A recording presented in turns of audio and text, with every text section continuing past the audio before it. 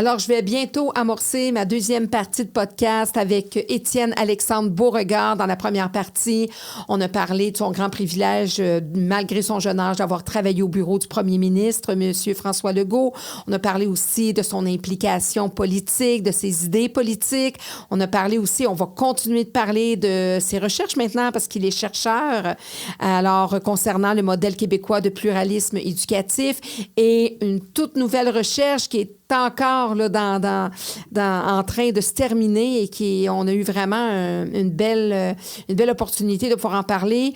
Sa recherche sur enlever les freins à la fécondité québécoise. Alors, on se revoit en deuxième partie. Afin de partager, discuter, apprendre, rencontrer, s'informer et comprendre ensemble sur tous les sujets concernant l'éducation et la famille, bienvenue ici à votre podcast Éducation Famille. Puis là, tu as travaillé sur pour faire un tour justement du modèle québécois du pluralisme éducatif. Qu'est-ce qui en ressort plus précisément de ta recherche? Puis tu vas nous dire aussi comment ça se passe une recherche, parce que ça aussi, c'est important. Quand on part d'une recherche comme ça, tu passes avec quoi? Tu as une page blanche. Tu pars avec quoi?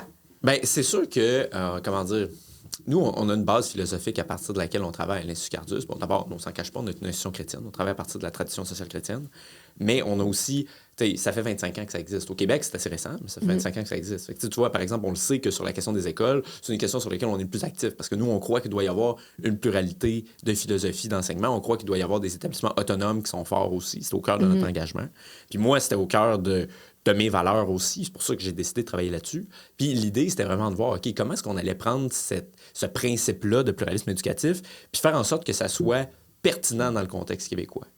Puis c'était de voir, OK, c'est quoi l'état de la discussion aujourd'hui au Québec? C'est quoi qui est proposé? Fait que là, j'ai commencé à lire, puis j'ai lu au complet le plan de l'école ensemble, donc je suis assez critique. Mais pour savoir, c'est quoi qu'on nous propose en ce moment? Puis comment est-ce qu'on peut répondre à ça? C'est quoi les enjeux en présence? Puis après, bon, une petite recherche historique dont je parlais. Puis aussi de voir, en fait, comment est-ce qu'on peut décrire le modèle aujourd'hui? Fait que là, de lire, OK, comment ça fonctionne?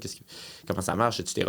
C'est quoi l'état des données aussi au Québec? Puis ça, on a la chance d'ailleurs d'avoir des bonnes institutions en Statistique Canada, puis l'Institut de la statistique du Québec. Moi, quand je fais une étude, c'est sûr, c'est toujours les premiers que je vais consulter. Puis souvent, ils font beaucoup de sondages et tout. Puis aussi, ça permet, je veux dire, nous, on est politique. Là. Moi, je suis politique. Je tag. Et les gens, ils savent qu'est-ce que je pense puis tout. T'es politisé. Oui, mais après, c'est-à-dire que si j'arrive puis que je dis, ouais, ben voici un sondage qui a été fait par l'Institut de la statistique du Québec, vous pouvez pas me dire, ah ouais, vous autres, on le sait bien, quand vous faites des sondages pour dire telle affaire. Ben non, c'est pas moi qui l'ai fait. C'est le ministère de la Famille, c'est l'Institut de la statistique. Je décrit des choses qui sont vraies et qui devraient être acceptées par tous. Oui, parce qu'il y a des recherches qui sont, je dirais pas le mot biaisé, mais qui ont une teinte. Mais ça, c'est toujours l'accusation qu'on va avoir. Puis l'affaire, c'est que moi, j'ai un peu de la misère des fois avec cette manière de dire, dans le sens que moi, j'aime mieux quelqu'un qui va dire voici ce que je pense, mais voici comment c'est documenté. C'est-à-dire que moi, j'y crois fondamentalement aux écoles autonomes. Mais voici les points de données qui montrent que je dis pas n'importe quoi. Fait qu'à ce moment-là, dites-moi pas que je suis biaisé. Regardez les preuves que je vous amène, qui sont statistiques, qui sont vérifiées. T'as pas pris ça sur Facebook? Ben non. Puis, tu sais, on a eu des papiers académiques, etc., qui montrent que, bon, par exemple, de dire que le réseau scolaire québécois, ce serait le plus inégalitaire au Canada, c'est faux. Même le Conseil supérieur de l'éducation s'est dédié après avoir dit ça en disant, bon, il y a des recherches de professeurs universitaires qui nous ont montré que quand on a dit ça, c'était pas vrai. Mais à ce moment-là, moi, quand il y a un parti politique, Québec solidaire, on n'a pas le nommé, qui continue de répéter ça, alors que l'institution gouvernementale qui avait dit ce constat-là a ensuite dit hey, « excusez, on s'est trompé », mais là, il y a quelque chose de malhonnête. Puis c'est pas moi qui est biaisé, c'est moi qui dis là, regardez, c'est parce que les faits, ils parlent. Fait que si on peut pas au moins faire valoir ça, puis d'ailleurs, il y en a des instituts de recherche qui sont plus progressistes. Là. Vous regardez l'IRIS, tout le monde sait qu'ils sont proches de Québec solidaire, mais des fois, ils amènent des données qui sont intéressantes. Moi, ça m'arrive de citer des papiers de l'IRIS dans ce que je fais, parce que des fois, ils amènent un bon point, ou juste pour contraster, de dire « Ah bon, regardez, ça, c'est leur vision de cet enjeu-là. » Ou oui, exactement. Moi, je trouve ça sain. Puis si eux citent mes affaires pour dire que je me trompe sur tel point, bien, c'est parfait. Je pense que c'est normal qu'on ait ce débat-là, puis qu'on dise, bon, lui, il y a un petit peu plus cette vision-là de l'éducation, puis tout, mais au moins qu'on s'écoute, puis qu'on puisse amener des preuves pour que ça fasse avancer la société, puis que ça améliore la société aussi. Exactement. Parce que tout le monde pense à la même affaire, dit la même affaire. Voilà. Puis il y a sûrement un peu de vérité dans tous ces points de vue-là, parce que c'est pas vrai, par exemple, que qu'il ne devrait pas y avoir d'école publique. Là, voyons, c'est normal qu'il y ait un réseau public, mais à l'inverse, de dire juste ça devrait être tout, bord en bord pour absolument tous les enfants, bien là, je pense qu'on voit qu'on abuse un peu. Fait que, moi, la vérité est sans doute quelque part entre les deux. Puis c'est le fun qu'on ait un peu tout le monde pour parler pour tous ces différents points de vue-là, parce qu'au final, par exemple, que le gouvernement va consulter, etc., ils vont tous nous entendre un peu les uns après les autres. Ils vont pouvoir dire, bon, OK, par exemple, sur ce point-là, eux autres, il y avait plus raison. Sur l'autre point, je pense qu'eux autres, c'était mieux. Fait que c'est toujours un peu un arbitrage qui finit par sortir de ça. Ça les guide dans leurs décisions. Oui, ça arrive, par exemple. Bon, moi, je suis pas allé encore, mais mon collègue Jean-Christophe, qui est notre directeur pour le Québec, est allé dernièrement en commission parlementaire. Bon, quand ils font un projet de loi sur un sujet X ou Y, ils veulent entendre la société au sens large. Qu'est-ce que vous aimez, qu'est-ce que vous aimez pas? Puis ça arrive qu'on a gain de cause. C'est qu'on dit, bon, par exemple, cette article-là de loi, vous dites ça, mais tu sais, avez-vous considéré les conséquences sur ces groupes-là de l'écrire comme ça? Si vous l'écrivez plus comme ça, peut-être que ça va avoir un meilleur résultat. Puis ça arrive souvent que les ministres sont très parlables, les cabinets sont très parlables, on dit « Ah ouais, OK, on le savait pas. » Puis tu sais, c'est vrai qu'on voudrait pas qu'il y ait ça qui arrive. Fait que c'est bon, on va le changer. Puis à ce moment-là, nous, on a accompli notre mission. Parce que c'est pas juste de dire hey, moi, je vais aller dans la rue avec un porte-voix pour gueuler, le gouvernement doit démissionner, doit retirer son projet de loi. Non, il y a aussi le travail de dire bon, OK, on comprend votre intention. Maintenant, savez-vous exactement ça va être quoi les impacts sur qui? Savez-vous qu'il y a ça qui pourrait arriver à ça? Puis quand on est dans cette approche-là, qui est plus de collaboration, qui est d'être parlable, puis de dire bon, on est tous capables de s'entendre, on est tous raisonnables d'une certaine manière, bien, c'est plus facile au moins d'être entendu, puis d'avoir certains gains sur des choses qui sont importantes pour nous, puis de dire, bon, on a évité certaines choses qui n'auraient pas voulu qu'arrivent. Oui, puis tout ce que tu es en train de décrire, je trouve tellement que ça vient faire prendre le sens à l'expression « politically correct ».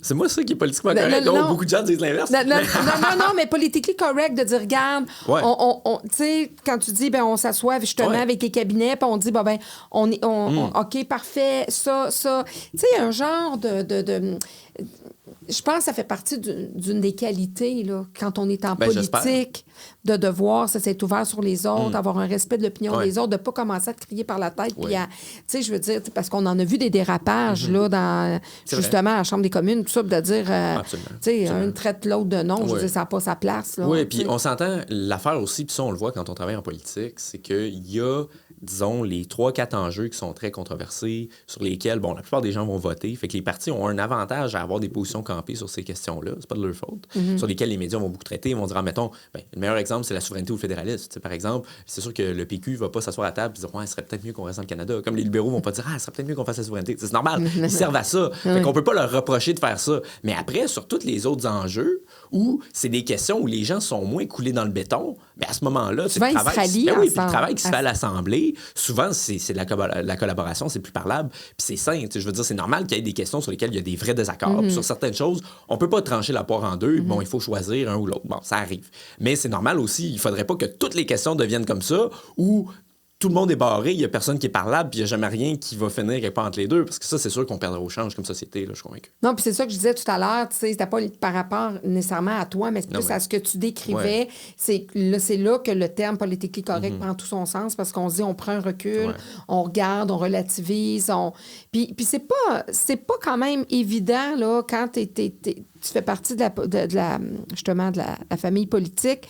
Tu sais, tu as quand même toute une société derrière toi. Puis c'est facile en tant qu'individu de chialer, mais qu'est-ce qu'on ferait à la place? Moi, je me dis, justement, si tu veux chialer, s'il y a des choses qui t'interpellent, investis-toi. Tu sais, comme toi, tu fais. Oui, puis nous, quand on travaille, on essaye toujours d'avoir des solutions.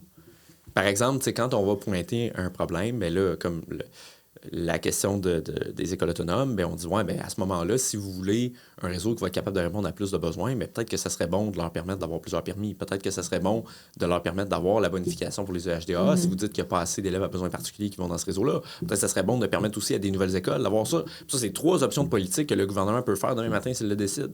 Puis, effectivement, qu'on ne voudrait pas être juste dans une posture où moi, je me désarme pour écrire un texte de 25 pages, puis qui fait juste dire tout va mal, il n'y a pas de solution. T'sais, nous, notre rôle aussi, c'est de proposer des politiques, c'est de proposer des solutions, puis d'être un partenaire un peu collaboratif et constructif dans ce débat-là. T'sais. Si tu me parles de, justement, une autre recherche qui va sortir bientôt. Qui va sortir bientôt. Le titre n'est pas final, Non. mais sur une question qui est, à mon sens, vraiment essentielle pour l'avenir du Québec, mais aussi pour la vie personnelle des Québécois, la question de la famille puis la question de la natalité. Puis je pense qu'on l'a vu l'an passé, en tout cas en 2024, le Québec a atteint un creux, en fait, dans son histoire. Là, à 1,33 enfants par femme. C'est le plus bas depuis 1987, où on était à 1,37, puis ça avait remonté après ça avec les allocations de naissance de M. Bourassa, avec ensuite le régime québécois d'assurance parentale, CPE, etc. Bon, toutes sortes de politiques qui ont fait en sorte qu'on est maintenant au-dessus du reste du Canada de 0,1 plutôt que d'être un petit peu en dessous. Mais donc, de dire que d'abord, c'est aussi la première année où il y a plus de décès que de naissances au Québec. Fait que ça, je pense que ça devrait au moins collectivement nous faire poser des questions. Parce que l'enjeu avec ça, c'est que c'est toujours une décision personnelle, évidemment, d'avoir un enfant ou non. Ça va jamais changer. Mais on doit tous au moins se poser la question, premièrement, parce que ça a des conséquences collectives sur tout le monde. Quand on regarde, par exemple, le budget, je veux dire, la raison numéro 1 pour laquelle les déficits au Québec, ça ne va pas arrêter, c'est pas parce que tel gouvernement a investi dans telle entreprise ou ci ou ça. Là, ça, c'est un sideshow absolu. C'est que quand ton rapport de dépendance, ton rapport de personnes de 65 ans et plus est beaucoup plus élevé, ben c'est mathématique. Je veux dire, des gens qui vont aller plus à l'hôpital, puis c'est bien normal, puis on veut qu'ils puissent continuer d'aller à l'hôpital. Mais s'il y a moins de travailleurs en dessous, s'il y a moins d'enfants, puis que la pyramide est inversée, ben on gagne pas à ça. Puis aussi, ben la question, on parlait de la question du français, la question de l'identité québécoise, ben ça fait aussi partie. Je veux dire, c'est une nation qui veut plus faire confiance en l'avenir. Ben pour moi, ça indique quelque chose. Puis, en fait, le plus préoccupant, beaucoup plus que ces questions-là collectives, ils nous disent au moins qu'on devrait s'en préoccuper, c'est qu'à peu près tous les sondages aujourd'hui, que ce soit ceux du ministère de la Famille ou ceux qu'on fait chez nous à Cardus, disent que les gens au Québec, puis en particulier les femmes par ailleurs, voudraient avoir 2 enfants ou plus. C'est quelque part entre 2 ou 2,4 au Canada, là, la fertilité. Ils voudraient, ça serait leur intention. Le désiré. Quand on demande c'est combien vous en voulez, c'est entre 2 et 2,4. Fait que là, nous, on regarde ça, puis on dit, OK, si au Canada, on en veut à peu près 2,4, puis que la réalité, c'est 1,2, ben là, c'est quoi l'écart entre les deux? Puis comment est-ce qu'on peut faire pour faire en sorte que les gens y aient le nombre d'enfants qu'ils désirent? Parce que quand il y a un écart comme ça sur quelque chose qui est tellement important dans une vie que la décision de fonder une famille ou pas, le nombre d'enfants qu'on a, ben c'est sûr que ça rend malheureux. Je veux dire, on veut pas terminer sa vie avec des regrets personne. Fait que c'est juste de dire dans quel environnement de politique, avec quel soutien que tu peux avoir qui va faire en sorte que tu vas aller au bout de ce que toi tu désires. Fait que la question de dire aux gens quoi faire, non, on n'est pas là-dedans du tout. On n'est même pas dans une situation où les gens ont trop d'enfants par rapport à ce qu'ils veulent. On est à l'inverse. Fait que là, quand on constate ça, pour moi, le vrai problème, c'est ça, c'est de dire qu'en ce moment, il y a des barrières qui empêchent les gens de réaliser leur projet familial. Puis ça, il y en a plusieurs. Je pense qu'une, je vais mettre ça en trois types, OK? La première, c'est celle qui fait que les gens ont des enfants plus tard qu'ils voudraient. Parce qu'on a trouvé un sondage du ministère de la Famille qui avait fait, c'était en 2019 auprès des gens de 19 ans, des gens de mon âge, qui demandait, pour vous, c'est quoi l'âge idéal pour avoir un premier enfant? T'sais? Ils disaient tout entre 25 et 30. Ça semble raisonnable. Okay, ouais. Mais cela dit, tu regardes aujourd'hui, l'âge moyen de la première maternité, c'est 30, je pense que c'est 31 ans en date de 2025. Et première paternité, c'est 33 ou 34. Fait que là, on voit que les gens ont des enfants plus tard qu'ils voudraient. Ça a décalé. Moi, ma théorie personnelle par rapport à ça, qui est aussi une théorie que plusieurs études vont corroborer, c'est de dire que maintenant, pour toutes sortes de raisons, notamment parce que les études durent plus longtemps, parce que l'accès à la propriété est plus difficile, parce qu'on rentre plus tard sur le marché du travail, les conditions matérielles de base qu'on veut avoir avant de mettre un enfant au monde sont atteintes plus tard.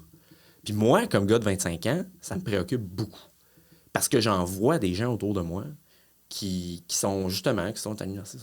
Mais ça me fait longtemps que je suis là. Ou qui disent, c'est comme, ben là, je suis pas où je voudrais être dans ma vie. Puis je pense que beaucoup de la frustration politique qu'on voit autour de la question de l'accès à la propriété, c'est vraiment ça. Tu sais, c'est des gens qui disent, OK, ben là, je t'écœurerais de rester chez mes parents. T'sais. Puis je les aime, puis tout. Puis bon, moi, c'est pas mon cas, mais de dire, j'aurais l'impression que dans le contrat social, là, je suis supposé être rendu plus loin que je suis rendu à l'âge que j'ai. Puis ça, quand tu as un écart comme ça entre ton désir puis ce que tu vis, ben c'est là que ça crée du ressentiment, puis c'est là qu'on a des gens qui sont vraiment malheureux. T'sais. Puis il y a un sondage sur l'état de bonheur des Canadiens qui est sorti les derniers jours. Montrait que les moins de 35 un bonheur est vraiment faible par rapport aux plus de 55. Puis ça, ben, il y a un enjeu chez les jeunes aujourd'hui avec ça. Puis moi, je pense qu'on sert personne si on n'est pas au moins attentif à ça, puis qu'on dit, OK, ben, on dirait que les stades de la vie qu'on atteignait plus tôt, jadis, dans les générations d'avant, là, les jeunes, ils ont comme de la misère à l'atteindre. C'est comme s'ils vieillissaient plus lentement, mais en même temps, ils n'ont pas l'air d'aimer ça non plus, puis ils aimeraient ça être capables de rembarquer sur l'échelle, tu sais. Oui, puis même, je te dirais... Ben, tu sais, moi, je pense qu'une des premières choses, puis je parle à ma génération, à moi, puis je comprends que c'est pas offert à tout le monde, que c'est pas donné à tout le monde, mais moi, je le sais que dans ma génération, à moi... Souvent, le discours que j'entends par rapport à nos enfants, c'est dit, ben, ils feront comme nous autres, ils travailleront, ils bûcheront, ils tout ça. Ouais. Tu sais, pour accès à la propriété. Moi, c'est sûr que non, j'ai 2 enfants, je suis déjà en train de paver, c'est sûr et certain qu'ils vont être propriétaires, c'est déjà là, j'ai tout pavé pour ça. J'ai pas eu, tu sais, j'ai fait ma chance, j'ai fait mes choses, mais non, tout ce que je peux faire pour eux, puis c'est pas parce qu'ils sont pas capables de se débrouiller dans la vie, mais je vais tout leur donner les chances. Je ne peux pas, tu sais, dans notre temps, ma maison, tu payais ça 100 000. Ben oui, la même maison aujourd'hui, on en vaut 800. Moyen, ben oui. c'est ça. Tu sais, par exemple, le nombre d'années de salaire que tu avais besoin pour payer une maison, ça a explosé à travers les années. Fait que c'est pas vrai de dire que c'est pareil aujourd'hui. Non, pas du tout. C'est pas vrai. Non, pas du tout. Au niveau de la valeur des maisons, oui, ça a comme vraiment absolument explosé. Les salaires, ça a augmenté aussi, mais pas autant, pas aussi vite. Alors, mais déjà là, notre génération, on se doit, si on peut, bon, naturellement, quand tu es toi-même dans une situation précaire, que tu as de la misère à manger, tu peux pas. Mais des fois, c'est des petits gestes, on s'en rend pas compte, c'est des petits gestes, des petites choses qu'on peut... tu as une maison, mais tu la transformes en générationnel, etc. Tu vends ta maison au lieu de la... Tu sais, il y a plein de choses qui peuvent être faites, mais notre génération, qui avons des enfants justement de ton âge, on se doit d'être très ouvert à aider nos enfants à avoir accès à la propriété. On n'a pas le choix parce que, puis ça part de chez nous ou de trouver d'autres façons qu'ils puissent avoir accès parce que ça va être difficile. Il y en a beaucoup, là. Puis toi, qu'est-ce qui ressort, grosso modo? Parce que je sais qu'étant... Là, moi, j'ai une exclusivité sous embargo, là. J'ai pas le droit, là. Moi, il faut que... Oui, ça, c'était la première partie sur pourquoi on en a plus tard. Puis d'ailleurs, la raison pour laquelle on en a moins, c'est aussi parce qu'on en a plus tard. Ben, parce que, bon, tu sais, le cycle de fertilité n'est pas éternel. Non. Puis souvent, plus t'en as tôt, plus t'es capable d'en avoir beaucoup. Mais oui. Puis là, après, la question de pourquoi on en a moins qu'on voudrait, c'est aussi à cause du coût de la vie. Le coût de la vie, ça joue. Puis ça, il y a vraiment un débat chez tous ceux qui s'intéressent à cette question-là. Il y en a qui vont dire non, juste de donner de l'argent, par exemple, comme l'allocation de naissance dans le temps de M. Bourassa, ça va juste faire en sorte que les gens ils vont avoir leurs enfants plus tôt, mais ils n'en auront pas forcément plus. Mais... D'abord, moi, je pense que des avoir plus tôt, ça va te prédisposer à en avoir plus. Parce que s'il faut que tu attendes pour avoir ton premier 50 plus, ben là, à un moment donné, tu vas peut-être rendu à un autre moment où tu te dis, bon, ça donne pas. Puis, d'ailleurs, il y a des études super intéressantes qui ont été faites sur l'allocation de naissance dans le temps, dans les années 80, parce que on avait un bon test en laboratoire, parce que là, on a le Québec, on a le reste du Canada, puis on a été capable de voir comment le fait d'avoir ça au Québec, puis pas dans le reste du Canada, ça a changé. Puis il y a un professeur de l'Université de Colombie-Britannique, Kevin Milligan, qui en est venu à la conclusion que, d'abord, il y a eu une hausse qui était vraiment très grande au Québec par rapport au reste du Canada. Et puis, lui, il dit, bon, c'est à cause de ça, parce que quand on voit, ça a commencé l'année d'après. Fait que, il y a un lien direct qu'on peut voir. Et son constat, c'est de dire qu'il y a 93 000 enfants qui seraient pas nés, qui sont nés à cause de ça quand on compare les comportements différents. Puis la raison, c'est d'ailleurs, puis ça, c'était une des raisons que cette allocation-là était bien conçue, c'est que le bonus pour le premier enfant était très faible, c'était 500 $. Pour le deuxième enfant, c'était 1 000. Pour le troisième, ça allait jusqu'à 8 000. Parce que la vérité, c'est qu'avoir un premier, un deuxième enfant, tu sais, mettons, ta voiture, il rentre. Oui. Mais quand tu es rendu à ton troisième, mais là, famille des fois, de 5, ça détonne là, voilà. Dans tes forfaits au restaurant, partout. Exactement. Puis là, la barrière de coût est beaucoup plus élevée. Puis, par exemple, il faut que tu changes d'auto. Moi, mes amis qui ont 3 enfants, ils me disent tout le temps ça, il faut changer d'auto, c'est l'enfer parce que les sièges d'auto, je suis comme, oui, c'est vrai, je pas penser à ça. Puis, j'ai même trouvé une étude en France qui disait ça. Il disait la naissance la plus sensible à un incitatif comme ça, c'est vraiment la troisième. Parce que, justement, tu en as 2, des gens qui vont avoir le troisième, mais qui disent, ouais, ben là, on n'est vraiment pas sûr qu'on ait les moyens. Fait que si à ce moment-là, tu donnes un coup de pouce pour donner une partance, ben là, tu es capable de l'avoir. Puis ça, honnêtement, Moi, je pense que c'est quelque chose qu'il faut considérer. Puis, tu sais, bon, il y en a qui n'aiment pas ça quand on parle de ça. Mais là, payer des gens pour avoir des enfants, puis tout. Mais bon, premièrement, d'un point de vue froid et Ces enfants-là vont peut-être t'aider à changer ta couche à l'hôpital quand tu vas avoir 75 ans ou à 85 ans. Exactement. Puis ceux qui disent que ça coûte trop cher, bien là, il n'y a rien de plus faux. Parce que justement, l'étude en question disait, considérant ceux qui seraient nés quand même, si tu regardes les comportements ailleurs, ça coûte à peu près 15 000 à l'État québécois par enfant pour ces 93 000 enfants-là. Fait que dans une perspective comptable, c'est un peu déshumanisant, pas ça de dire ça dans une perspective comptable, mais c'était rentable parce que n'importe qui, tu regardes la moyenne, paye plus que 15 000 d'impôts dans sa vie. Là, je veux dire, c'est mathématique. Là, fait que c'est rentable, mais surtout, le vrai gain, c'est pour ces familles-là qui en voulaient un troisième enfant, qui ont été capables de l'avoir à cause de ça. Fait que ça, il faut être capable d'y penser. Puis l'autre affaire, la troisième question qui contribue aussi, ben, c'est la question de la conciliation. Évidemment, la conciliation travail-famille, on en parle beaucoup. Puis oui, il y a la question des CPE, il y a la question du réseau, garderie, etc. Mais moi, je pense qu'il faut aussi avoir la réflexion de, OK, mais qu'est-ce qu'on fait pour ceux qui ne se retrouvent pas là-dedans, qui veulent une option alternative? Puis ça a été d'ailleurs, Mario Dumont avec la DQ en parlait beaucoup, l'idée que, bon, OK, oui, tu peux avoir une place. Bien là, d'ailleurs, aujourd'hui, tu es chanceux si tu as une place parce qu'il y a une liste d'attente de 30 600 enfants. Mais est-ce que tu peux avoir un chèque aussi pour faire ce que tu veux? Mettons que tu veux le donner aux grands-parents ou tu veux le donner à la tante ou à quelqu'un comme genre les proches aidants, là? Exactement. C'est le même... Est-ce que tu es capable de choisir sur comment tu vas gérer la petite enfance de ton enfant ou de dire, hey, moi, mettons, là, j'aimerais ça faire 4 jours semaine. Fait qu'avec le chèque, je vais avoir le moyen de m'arranger comme je veux. Puis peut-être que les 4 autres jours vont être en CPE. Tu vas être en garderie. Mais je vais-tu avoir cette flexibilité-là pour être capable? Parce qu'aujourd'hui, j'ai l'impression que ce qu'on manque dans le réseau, c'est beaucoup de flexibilité. Puis quand on regarde, ça aussi, c'est un sondage du ministère de la Famille, vous demandez aux parents, aimeriez-vous travailler plus, moins ou autant? Les parents qui travaillent 35 heures et plus de jeunes enfants voudraient travailler moins, à plus de 40 Puis à ce moment-là, bien, comment est-ce que, comme société, on est capable de faire cet accommodement-là? Parce que c'est des années qui sont importantes, là. Des années qui ne repasseront jamais. Puis moi, d'ailleurs, si jamais il écoute, j'avais une discussion avec mon père à ce sujet-là, qui m'avait dit, j'ai jamais dit ça publiquement, fait que c'est un autre scoop. Puis j'avais demandé, j'avais dit, ça tu tenter d'accepter, mettons, des promotions au travail, des postes de gestion, de direction, puis tout. Il dit, écoute, moi, quand j'ai compris que ça allait venir avec moins d'heures avec toi et ta sœur, ça a terminé là. Il dit, moi, je savais que c'était vous autres ma priorité, puis d'être capable d'aller vous chercher à l'école, d'être capable de m'occuper de vous sur l'heure du souper, d'être capable d'aller vous border pour moi, c'était le plus important. Puis il n'y a rien qui pouvait dépasser ça. Ah, c'est une belle reconnaissance. Mais j'ai trouvé ça tellement beau, puis j'étais comme, wow. On dirait qu'on valorise pas tant ça Mais aujourd'hui. est-ce qu'il y avait un employeur qui était ouvert à son non aussi?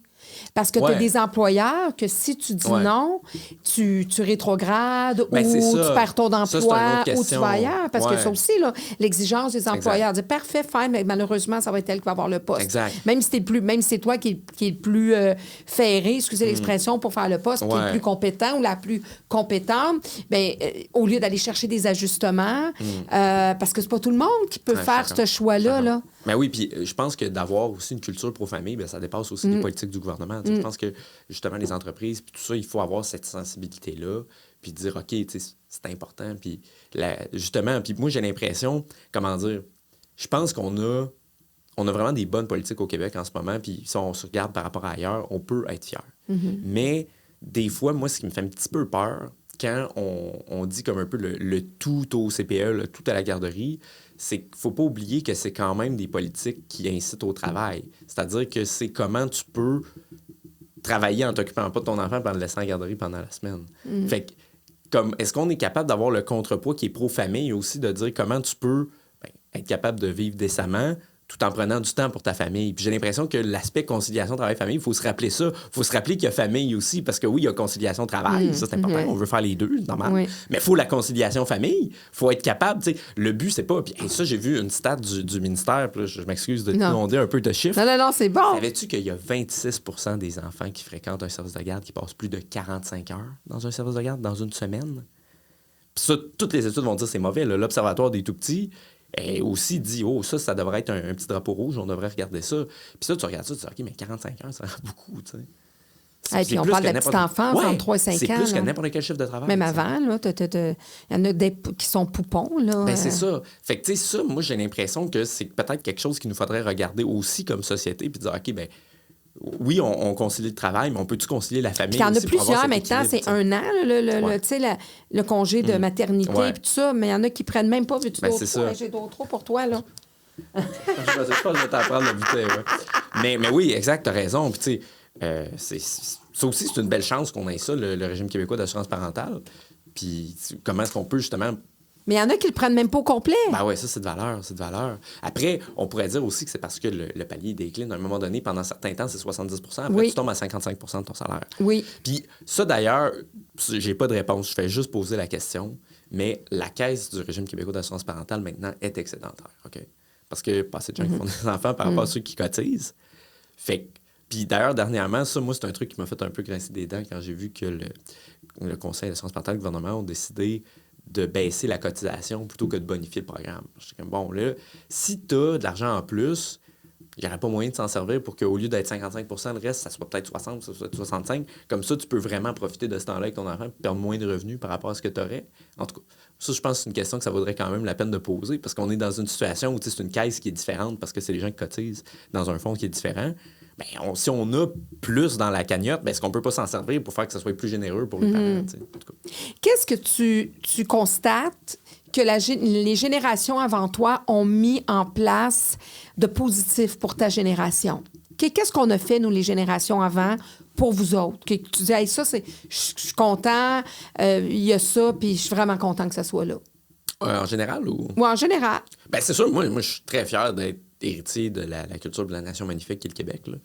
Moi, d'ailleurs, contrairement à beaucoup de jeunes de mon âge, j'écoute encore beaucoup d'émissions à la télé traditionnelle. Je suis un grand fan d'Anti-Gang Indéfendable, etc. Okay. Fait que ça, moi, c'est un peu une communion aussi que j'ai avec les générations antérieures, mais sans blague. Je pense que moi, je niaise pas quand je dis que le Québec, c'est probablement le meilleur endroit pour vivre au monde. Puis on a la chance d'être dans une société. Puis oui, il y a des politiques publiques, des programmes, etc. Mais je pense que culturellement, on est du bon monde, les Québécois. Moi, j'aime appartenir à ce peuple-là. Je trouve qu'on a une joie de vivre. Je trouve qu'on a une manière d'être dans le monde qui est exceptionnelle. Puis moi, je me pince à tous les jours d'être un Québécois. Ça me fait tellement plaisir. Puis je suis content. Puis, tu sais, quand je vais, puis bon, moi, j'ai la chance ou la malchance là, de vivre à Gatineau, d'avoir des parents à Québec, d'être tout le temps rendu à Montréal. Fait que je peux voir vraiment toutes sortes de choses. Puis à chaque fois, je vois du beau partout. Puis moi, je suis content parce que, évidemment, c'est les générations passées qui ont bâti ça, tu sais. Puis bon, quand on est un temps soit peu intellectuel aussi, bien, c'est sûr que quand tu lis des auteurs, tu regardes des films de choses qui sont venues avant toi, tu sais, je suis héritier de tout ça, là. Tu sais, il y a l'expression qui dit « on est des nains sur les épaules de géants », mais ça, je pense que c'est vrai. Puis justement, quand on réussit à transmettre cette sagesse-là, ce bagage-là, bien, ça fait en sorte qu'on n'est pas juste le nain sur le plancher, qu'on est capable de grimper sur l'épaule des géants pour apporter notre pierre à l'édifice après. Fait que ça, c'est sûr, moi, je suis très fier d'être héritier au sens large. Après, je pense aussi que comme tu disais en parlant de réforme en éducation puis tout, on est capable d'avoir justement cette fierté-là, cet héritage culturel, mais de dire peut-être que l'architecture, la politique précise à travers laquelle on la met en place aujourd'hui, bien, ça vaut la peine d'être changé. Puis c'est une forme de continuité aussi, de dire pour continuer à penser, par exemple, pour continuer à penser un Québec français, bien, est-ce qu'il n'y a pas d'autres politiques qu'on peut mettre en place aujourd'hui? Puis c'est pas une trahison, c'est l'idée de poursuivre la même idée, tu vois? Fait que, bref, on peut avoir un bon mélange de rupture puis de continuité. Y a-tu des choses qui, tu crois, qui ont été faites par les générations passées qui nuisent à ta génération présentement? Ouf, ben ça, Ou qui fait en sorte que votre processus va être plus difficile? Ben, écoute, c'est une grosse question, mais tu sais, comment dire? Moi, je pense qu'on arrive au point où, ben, tu me demandais pourquoi je suis un peu plus de centre-droit. Je pense qu'on arrive au point où, comment dire, l'accumulation de réglementation fait en sorte qu'on a comme un goulot d'étranglement où c'est plus efficace, t'sais. Puis, notamment, la situation du logement. Bon, mes amis de l'Institut économique de Montréal seraient mieux placés pour t'en parler, mais c'est une des raisons pour lesquelles ça coûtait des pinottes un bungalow à l'époque de mes grands-parents, c'est aussi parce qu'on développait. Puis que là, tout d'un coup, tu n'avais un quartier avec 15 maisons, puis d'attitude, puis tu peux en acheter. Puis moi, tu vois, ça, là où j'ai un peu d'agacement, oui, c'est le modèle, par exemple, de développement urbain qui nous est vendu aujourd'hui. Puis bon, moi, je suis un gars de Québec. Fait que je suis pas un Montréalais. Puis c'est pas ma nature de vouloir vivre dans une ville avec beaucoup, beaucoup de promiscuité et tout. Puis notamment quand je regarde la direction que plusieurs grandes villes au Québec ont le goût de prendre aujourd'hui quand ils nous parlent juste de densification puis tout. Puis bon, moi, encore une fois, je réfléchis avec les yeux d'un gars de 25 ans qui pense à fonder une famille sur 5-10 ans. Puis je me dis, ouais, mais là, vous voulez pas m'enfermer dans une tour à lapin puis dans un condo, puis c'est la seule affaire que je vais être capable d'acheter puisque on développe plus de maison, parce qu'on n'a plus le droit de faire ça apparemment. Puis là, c'est parce que moi, comment je vais trouver Parce que sur ma le place même là-dedans? nombre de pieds carrés, ils veulent plus Exactement. de personnes. Ben, tu sais, évidemment, d'un point de vue comptable, c'est rationnel. Mais d'un point de vue humain, puis d'un point de vue de quelqu'un qui disait, hey, là, moi, j'arrive au moment où, dans les prochaines années, je veux fonder une famille, je pense à ça. Ben, tu dis, bon, mais vous me rendez la tâche vraiment difficile, tu sais. Puis aussi au niveau de la qualité de vie. Ça, je pense que ça fait partie des raisons aussi pourquoi beaucoup de jeunes aujourd'hui qui se posent des questions, puis qui sont peut-être pas même dans le même camp politique que leurs aînés, c'est qu'ils disent, ouais, mais là, moi, j'ai l'impression que mon niveau de vie ne sera pas aussi bon que celui du monde qui sont venus avant moi. Puis souvent, de manière délibérée, parce qu'il y a certaines politiques qu'on met en place pour rendre la vie plus chère, pour rendre ça plus difficile. Par exemple, moi, j'ai résisté longtemps avant d'avoir une voiture, mais là, j'ai plus de choix, je voyage trop. Puis là, écoute, l'enfer de se stationner, par exemple, en arrivant ici, je me dis, moi je fais de l'attention artérielle là, quand j'arrive à Montréal, puis il faut que je me stationne. Mais tout ça pour dire, toutes les questions de mode de vie comme ça qu'on voit. Il y a bien du monde de Québec quand il arrive à Montréal, attention! Ah, mais non, mais je te confirme, ce phénomène est véridique, là. Mais de dire que justement, est-ce qu'on a encore le droit d'avoir notre petit coin de bonheur avec mon gazon, avec moi ça. Voir grandir nos enfants dans une cour un peu plus que 2 pieds par 2 pieds. Ben, c'est ça, puis j'ai l'impression qu'aujourd'hui, ce rêve-là, qu'on s'entend qu'on nous a à peu près tout vendu, le monde de mon âge. Moi, j'ai grandi dans une maison unifamiliale, puis je m'attends à pouvoir faire ça pour mes enfants aussi. Ça me semble assez normal quand on est au Québec, qu'on a un territoire comme le nôtre et tout. Puis que là, on commence à me dire, ouais, ben là, oui, vos parents ont eu ça, oui, vos grands-parents ont eu ça, mais là, pour des raisons X ou Y, ben vous n'aurez pas le droit d'avoir ça. Oui, puis ils commencent déjà à vous mettre ça dans la tête que la maison est accessible. Fait qu'ils commencent déjà à vous faire enregistrer à votre génération que avoir une maison, c'est pas fait pour vous. Là. Ben, c'est ça. Vous devez déjà vous contraindre. C'est pas tout le monde qui a la tête forte qui disent non. Là. Puis à vouloir faire de l'argent vite, donc à peut-être arrêter l'école prématurément, etc. Fait que ça aussi, c'est très... puis on voit, il y a plein de tours à condos, mais c'est des condos locatifs. Mais c'est des condos qui se louent à 2 000 par mois, là, 2 500, 3 000 par mois. Je veux dire, c'est plus qu'une hypothèque. Ben oui. Donc, exact. C'est vraiment décevant. Si tu me demandes qu'est-ce qui peut causer une tension entre les générations aujourd'hui, je pense que c'est ça. Puis d'ailleurs, là, si je mets mon chapeau d'analyste politique 2 secondes, quand on voit l'écart, par exemple, du vote pour M. Poilievre, M. Carney, dans les générations à la dernière élection fédérale, quand tu vois que les moins de 35 ans, même au Québec, ont davantage voté conservateur que libéral, puis que les plus de 55 ans ont voté presque unanimement pour le Parti libéral. Puis notamment, un des fers de lance de M. Poilievre, c'était la question de l'habitation, la question de l'accès à la propriété. Puis tu te dis, OK, il y a peut-être quelque chose là, finalement. Puis des fois, je pense que, en tout cas, beaucoup de jeunes que je connais qui sont très animés par cette question-là, ils ont l'impression de ne pas être compris puis de ne pas être écoutés quand cette question-là n'est pas traitée, ou qu'on pense que c'est un peu juste une coquetterie, là, de dire, bon, les autres sont fâchés parce que cet âge-là, on se révolte puis on est fâchés. Puis sinon, mais comme tu dis, de vouloir faire intérioriser une génération que son niveau de vie va être inférieur à celui de ses parents, qu'il n'y a rien qui peut y faire. Puis qu'ils vont travailler tout autant, puis qu'ils n'auront pas plus de temps avec leurs enfants. Là. Exact. Puis, bon, ils n'auront pas plus de services non plus, parce que bonne chance pour avoir des impôts bas quand ton ratio de dépendance pour 65 ans et plus chute en flèche, tu sais. Fait qu'il y a vraiment cet enjeu-là qui, je pense, c'est beaucoup des tensions économiques, politiques qu'on vit aujourd'hui trouvent leurs racines un peu dans cette question-là. Est-ce que toi, de faire ces recherches-là, là, justement, ça te permet d'être plus connecté à ton présent, à ton futur, de savoir ce qui s'en vient, de te guider vers où tu t'en vas comme jeune adulte? Ben, j'essaie. En tout cas, j'essaie de canaliser ça positivement pour que d'autres qui n'ont pas le même micro ou le même temps pour faire de la recherche comme ça puissent en bénéficier. Ça, c'est sûr. Mais je t'avoue que des fois, il y a des enjeux sur lesquels ça me déprime de faire Tu vois, par exemple, là, on donne trop de scoop aujourd'hui, mais c'est correct. Je voulais initialement, peut-être ça va arriver avant la fin de l'année, faire un truc sur la question de l'isolation sociale puis de la solitude chez les jeunes. Okay? Parce que ça aussi, c'est une vraie question. T'sais, la question du lien social, c'est une question qui m'intéresse beaucoup. Puis de voir comment, par exemple, dans le nombre d'amis proches qu'on voit souvent, les aides en ont moins que les générations d'avant.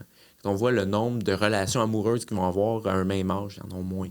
Quand on va voir, as-tu des gens sur qui tu peux compter? Au moins.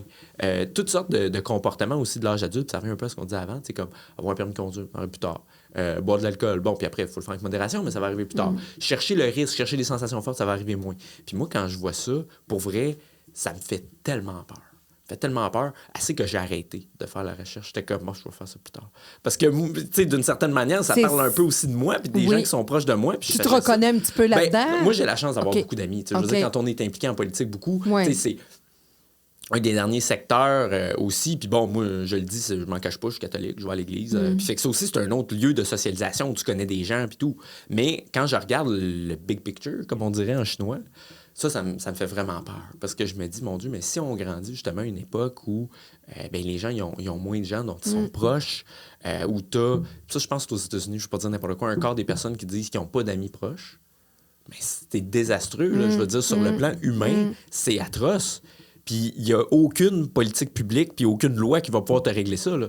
Je veux dire, c'est tellement profond en nous, ce besoin-là d'avoir des liens avec les autres, de faire partie d'une communauté et tout. Puis si ça s'atrophie, puis bon, pour moi aussi, la chute de la natalité, le rétrécissement des familles, ça en fait partie aussi. C'est-à-dire que c'est la première institution dans laquelle on s'inscrit dans la société, c'est la famille. Fait que si tout ça est un peu en train de s'atrophier puis de s'affaiblir, ben là, c'est sûr que moi, ça me laisse pas indifférent. Puis d'écrire là-dessus, ça me fait vraiment de la peine. Puis moi, je reviens toujours aux familles parce que tu vois, moi, j'ai 2 enfants de génération Z, mais ils ont 8 ans de différence. Fait que j'ai une Z de 28 puis j'ai un Z de 19. Ah, OK. Fait que c'est spécial parce qu'effectivement, il y a déjà quand même une différence, même s'ils sont de la même génération. Puis je regarde mon fils qu'effectivement, tu sais, les jeunes, bon, lui aussi a eu la chance de pouvoir socialiser, il y a des amis, tout ça. Mais effectivement, il y a des choses que je vois que pour lui, ça va beaucoup plus loin. Ça va être plus loin quand il va vivre, mettons, telle ou telle première chose. Mais... je dis pas, dans son cas, c'est pas la solitude, mais on le voit, tu sais, des fois, nous autres, notre génération, on se dit, vois-tu ça, c'est un jeune couple, les deux sont dans le téléphone. Ils sont au restaurant. Fait qu'ils sont ensemble au resto, mais dans une solitude. Ouais. Ben écoute, pire que ça, recommandation de lecture pour les auditeurs, un livre, je pense pas qu'il a été traduit en français, Generations, par Jean Twenge, qui est une psychologue californienne.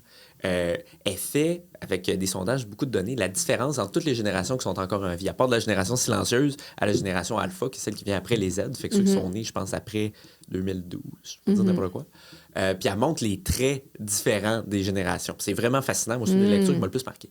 Puis quand elle parle des Z, puis justement de du couple à l'époque des Z, puis tout, elle dit il y a de plus en plus de couples de la génération Z qui dorment dans 2 lits différents, même quand ils restent ensemble.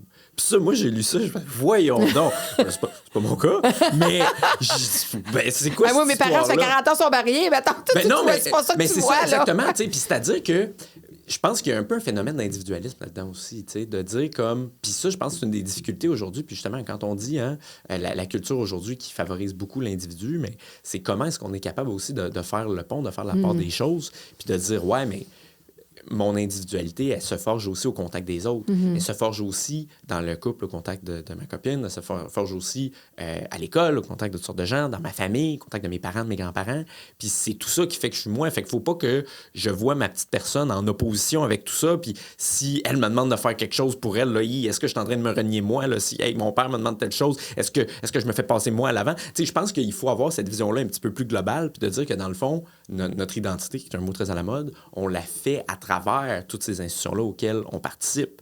T'sais, moi, je ne serais pas qui je suis si j'étais pas un participant dans ma famille, si je n'avais pas été à l'école que je suis allé, si je faisais pas partie de différents clubs, différentes associations. Si on t'avait pas pavé aussi, si ta famille t'avait pas pavé ou parce que moi, souvent, je remets ça dans la cour des parents.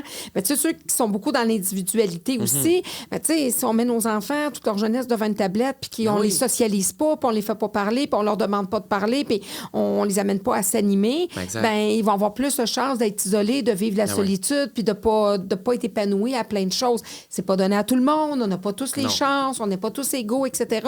Mais les parents ont une part de responsabilité. Puis moi, pourquoi j'en parle un peu plus? J'ai été élevée d'une mère monoparentale dans un HLM pendant 23 ans. Elle a fini sa vie à 15$ de l'heure. Fait que, tu sais, je suis pas née d'une famille, d'un couple, fonctionnaire, riche, mais elle m'a tout donné. Elle m'a amené à aller dans des écoles particulières, elle m'a amené à la hauteur de ses moyens à Montréal. On avait l'accessibilité d'être à Montréal en autobus. Elle a pris l'autobus toute sa vie, mais elle m'a amené voir des choses. Elle m'a amené à la ronde, elle m'a amené à faire des activités, des cours de piano. Ça n'a pas duré longtemps. J'ai moins aimé ça, mais tout ça pour dire qu'elle m'a ouvert à des choses. Fait que des fois, c'est pas une question d'argent. C'est une question de vouloir des parents, puis de faire les bons choix aussi financiers. Pour ça que moi, j'en parle un peu plus, parce que je me dis, je sais d'où je viens, puis j'en ai eu plein de choses pour une fille qui a été élevée vraiment dans un milieu très, très, très modeste. Modeste, ça m'a pas permis de faire ce que je fais aujourd'hui. Mais les parents, c'est souvent dans notre cours, parce que ça part de là. Ben oui, puis moi, je trouve que tu as raison de le dire. Parce qu'à un moment donné, je sais, dans la culture contemporaine, justement, bon, faut pas juger, on veut pas le dire. Mais en même temps, s'il y a personne qui le dit, comment les gens ils vont le savoir qu'ils font pas bonne affaire? Puis c'est juste qu'à un moment donné, des fois, il faut avoir ce rappel-là. Puis c'est drôle, moi, je me souviens quand je travaillais encore au gouvernement, il y a toute la question de la violence à l'école, puis juste de la politesse, la déférence qui est normale envers les enseignants. Le vouvoiement, tout ça. Ben, moi, je trouve que c'est très normal. Je suis content que le gouvernement est dans cette direction-là. Puis il y a juste qu'à un moment donné, c'est aussi dans la cour des parents, c'est vrai. Puis tu peux pas penser que l'école va élever ton enfant. L'école va éduquer ton enfant. C'est vrai qu'apprendre à lire, à écrire, à compter, ça, c'est la job de l'école.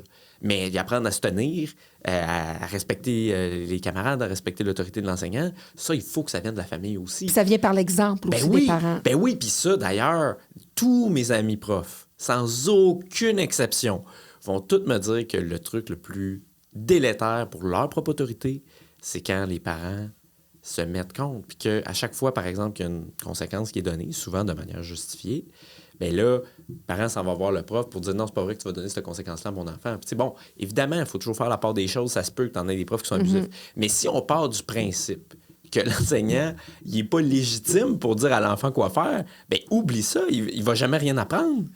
Fait qu'il faut quand même donner aussi à sa place à l'enseignant. Puis tu sais, quand on dit que toutes ces institutions-là travaillent ensemble pour avoir chacun leur rôle, bien, la famille a son rôle, mais le prof aussi a son rôle. Puis c'est comme toutes différentes autorités, entre guillemets, qui sont c'est un travail d'équipe. Quand on dit ça prend un village pour éduquer un enfant, bien, l'enseignant fait partie du village. Le voisin qui dit aux jeunes, écoute, mon grand, ramasse, j'ai vu que tu as jeté quelque chose par terre, je vais te demander de le ramasser puis de l'amener chez toi.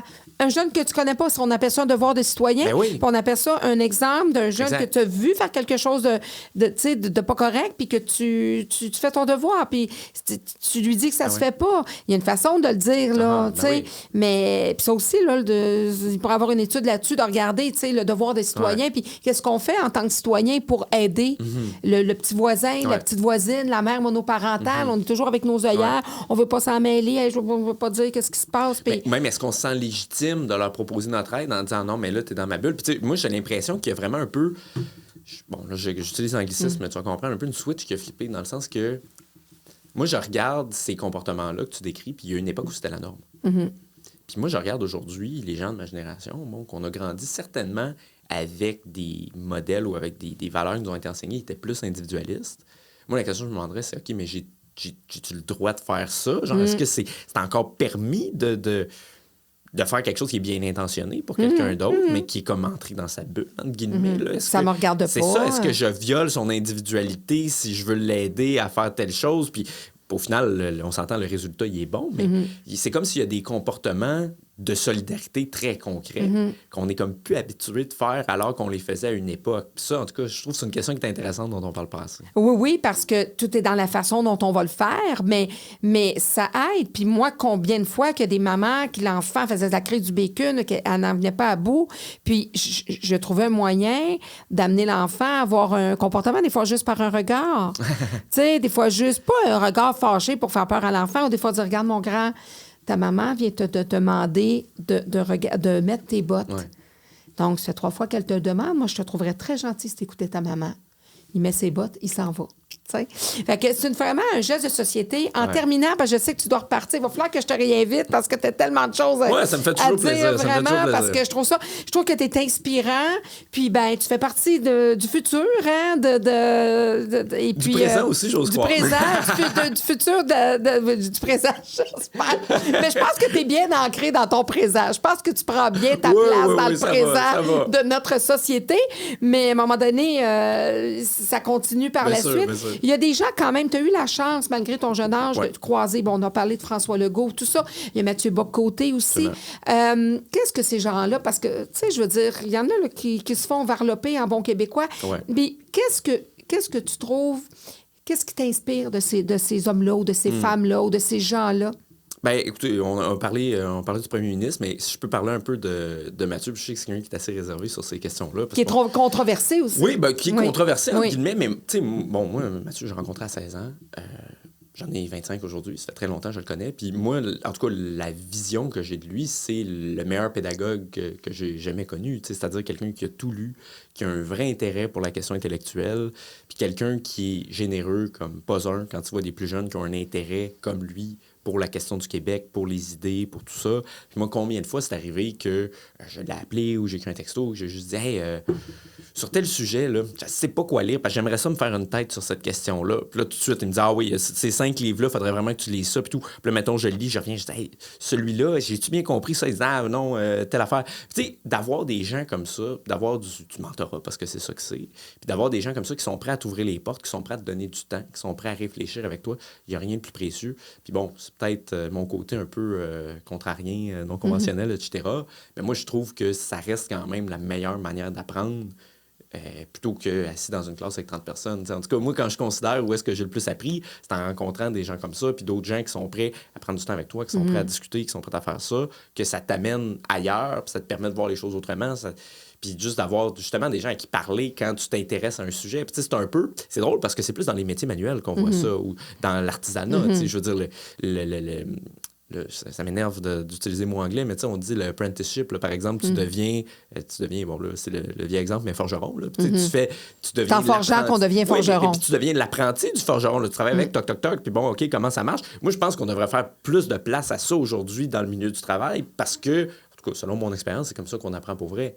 Puis c'est aussi au contact de gens au cabinet du premier ministre qui ont beaucoup plus d'expérience que moi, qui font de la politique depuis 30-35 ans, qui disent « Ouais, OK, là, telle affaire, il faut réagir comme ça, puis tout. » Puis c'est quand tu le fais que tu l'apprends, tu sais. Puis il y a des limites à ce que la seule connaissance théorique apprise à l'école dans l'absolu peut te servir dans le concret quand tu arrives, tu sais, sur le terrain, là. Fait que je pense qu'il faut avoir un mélange de ça puis que l'expérience... En tout cas, moi, j'ai toujours plus appris par l'expérience. Fait que il y a ça aussi. Avant de terminer, je veux parler, tu en as effleuré tout à l'heure, mais je trouve ça tellement important d'en parler. Tu as parlé de ta foi. Oui. Tu dis, moi, je suis catholique, chrétien, mais je pratique aussi, tu vas à l'église.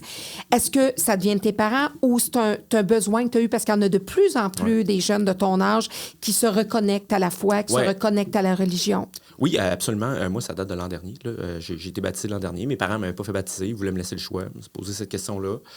Puis justement, comme je disais, quand on arrive à un moment dans sa vie où on se pose la question, puis ça inclut aussi les questions sur la finalité de l'existence, puis la question sur les valeurs, sur la morale et tout. Moi, ça a été un bon apprentissage justement de pouvoir me plonger dans ces textes-là, de rencontrer des gens, de faire partie d'une communauté aussi. Puis moi, je constate que ça m'a apporté beaucoup. Puis bon, je ne suis pas le plus prosélyte, je ne peux pas convertir tout le monde, mais je constate, cela dit, qu'il y a de plus en plus de jeunes, effectivement, qui se posent les mêmes questions, puis que c'est un phénomène qu'on voit. D'ailleurs, tu regardes en France, c'est massif. Tu regardes aux États-Unis, c'est très grand.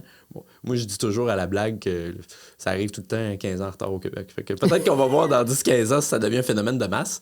Mais non, moi, je pense quand même que c'est des questions qui méritent d'être posées. Puis, t'as-tu regardé qu'est-ce qui se faisait en tant que différentes religions pour aider, un genre d'études ou s'il y a quelque chose vraiment que ça t'a tout de suite interpellé? C'est-à-dire que j'avais quand même une disposition favorable au christianisme. Puis on s'entend, quand on grandit au Québec, c'est un peu ça. T'es allé à l'école des Jésuites. Oui, c'est ça, tu sais, c'est notre héritage aussi. Il y en a une couple qui se retournerait dans leur ancien prof. Voilà, fait que c'est un peu naturel aussi, mais cela dit, bon, là, moi, comme je disais, je suis un bon nerd, fait que aussi de voir, tu sais, de la pensée politique, des opinions sur la manière concrète de vivre dans la cité, d'ordonner le pouvoir. Puis systématiquement, les gens avec qui je m'adonnais à être le plus d'accord, c'était tous des catholiques. Fait que j'étais comme, OK, ça se peut qu'il y ait raison sur autre chose aussi, puis j'aimerais ça comprendre pourquoi il en arrive aux constats qui sont les leurs. Fait qu'il y a une étude plus profonde à faire là-dessus. Puis bon, moi, j'ai eu la chance aussi de croiser des gens là-dedans qui sont dynamiques, qui sont jeunes, parce que bon, l'image de l'Église qu'on a au Québec aussi, c'est pas toujours très jeune. Il y a eu quand même beaucoup de choses vraiment pas agréables qui se sont passées. Là, on recule plusieurs années en arrière. Après, ça a eu ses dérapages. Oui, là. Mais sur le visage contemporain de l'Église, la pratique chez les jeunes, bon, c'est très... ça dépend des endroits. Mais moi, je vais quand même dire que mes amis du magazine Le Verbe à Québec, c'est un magazine qui existe depuis 50 ans, mais l'équipe est très jeune. Là. Souvent, c'est des gens qui vont être dans la fin vingtaine, puis qui sont très dynamiques. Souvent, comme moi, étudiant en philo, qui aiment ça se poser les grandes questions, beaucoup des convertis aussi. Moi, de pouvoir découvrir ça avec eux, à travers ça, ça m'a vraiment...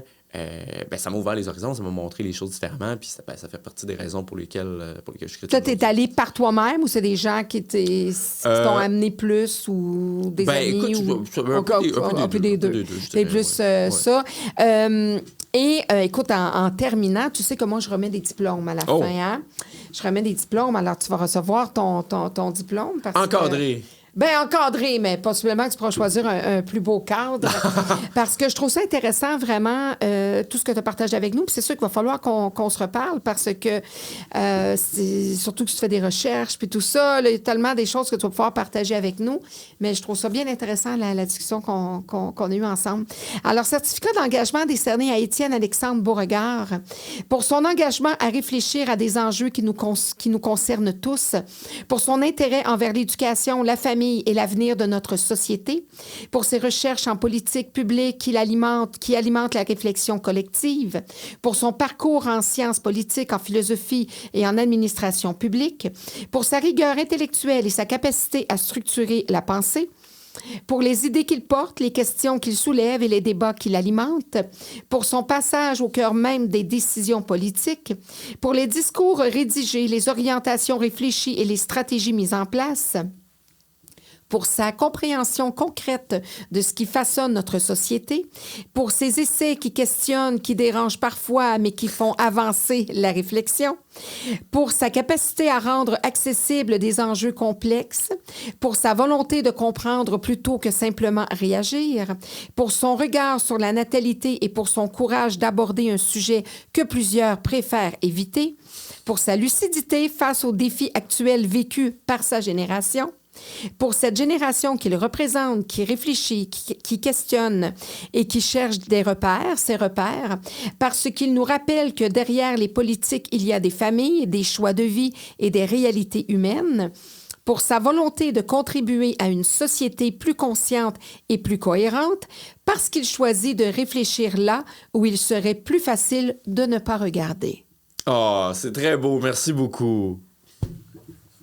Voici ton diplôme. Oh là là, hey, j'ai gardé ça précieusement. Merci beaucoup. Hey, déjà, là, tu as fait pas mal d'affaires pour un jeune de 25 ans. Ouais, c'est ça que je me disais quand tu le disais. Je me disais, mon Dieu. Mais ça doit être quand même... tu sais, tes amis, là, c'est sûr que souvent, on va dire ceux qui s'assemblent se ressemblent, mais... Dans ta génération, il y a beaucoup de jeunes de ton âge qui sont plus du côté de la gauche. As-tu des bons débats avec des amis qui sont plus... Ou tu es vraiment plus dans un cercle de qui s'assemblent, se ressemblent? Ouais, moi, ça fait quand même 10 ans que je fais de la politique, plus dans le côté nationaliste puis centre-droit. Fait que, comment dire... après, je pense que c'est positif parce que moi, j'en ai des amis, même des amis au Parti libéral, même des gens à Québec solidaire à qui je parle à l'occasion. Mais cela dit... C'est important aussi d'avoir des gens avec qui tu peux avoir des discussions de fond puis être toi-même politiquement. Parce que j'en vois trop des gens qui vont m'écrire, par exemple, « Ah, moi, j'aimerais ça avoir ton courage pour dire ce que tu dis parce que je pense comme toi, mais j'ai l'impression que j'ai pas personne avec qui je peux le dire. » Fait que je trouve que c'est sain aussi d'avoir au moins des cercles où tu peux pleinement être toi-même, quitte à, quand tu rencontres des gens qui pensent pas comme toi, être très parlable, être capable d'avoir la discussion de fond, mais avoir, en tout cas, un bon cercle auprès duquel tu peux t'assumer comme ça te permet de rester franc, tu vois. En tout cas, j'espère que ça t'a plu. Ah, bien, absolument. Tu as fait une belle rencontre, puis faire le tour. Je vais revenir quand tu vas me réinviter. Ah oui, c'est sûr. Ben, merci beaucoup pour cette belle rencontre. Ben, merci à toi. À la prochaine.